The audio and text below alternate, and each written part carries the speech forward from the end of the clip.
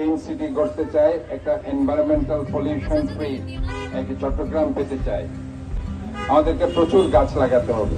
গাছের কোনো বিকল্প নেই।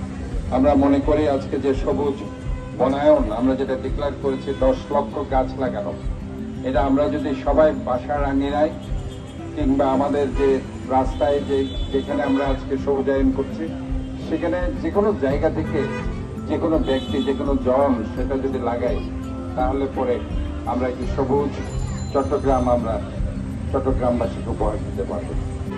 বিষাক্ত কার্বন ডাইঅক্সাইড আমরা বের করছি মানব দেহ থেকে প্রশ্বাসের মধ্যে দিয়ে, সেটা গাছ ধারণ করছে আর গাছ আমাদেরকে অক্সিজেন দিচ্ছে যেটি আমরা গ্রহণ করছি। কাজে আমরা মনে করি আমাদের সাথে গাছের যে ভারসাম্য এটার মধ্যে দিয়ে কিন্তু আমরা একটি ক্লিন বাংলাদেশ, একটি সবুজ বাংলাদেশ, একটি সবুজ শহর, একটি বায়ু দূষণ মুক্ত, পরিবেশ দূষণ মুক্ত একটি শহর আমরা উপহার দিতে পারছি।